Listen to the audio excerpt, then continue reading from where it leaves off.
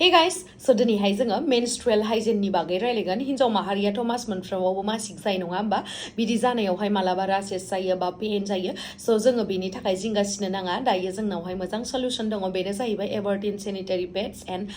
Cramps roll on so Everteen sanitary pads आ बिराद comfortable आरो लोगोसे जोंनि intimate एरियाखौहाय बिराद protect खालामो बेयावहाय दङ नीम आरो सानफ्लावार जाय जोंखौहाय rashes जानायनिफ्राय बारग'होयो आरो लोगोसे Cramps roll on आ जाहैबाय जोंना मासिक जाबा सायो पेन जायो सो बेखौहाय खमाय होयो स्किनावहाय इचिंग बा इरिटेशन जाहोआ निफ्राय जानाय rashes बा सानायफोरा नर्मेल नङा बेनि थाखायनो जोङो मोजां प्रडाक्ट्सफोरखौहाय यूज खालामनांगौ जायफोरा इफेक्टिभ आरो मेनस्ट्रुएल हाइजिनखौहाय बिराद मेनटेन खालामनांगौ अब्लासो जोङो जेबो जिंगासिनो नाङा आरो मोनसे गुड निउसानो जाहैबाय बे एभारटिन सैनिटारि पेड्सजोंनो क्रेम्प रोल अनाबो फ्रियावनो मोनफायो सो थाबैनो थांनानै एभारटिन सैनिटारि पेड्स आरो लोगोसे क्रेम्प्स रोल अनखौहाय बायदो लिंकआ बेयावहाय होनाय दंखायो आरो कम्फर्टेबली थादो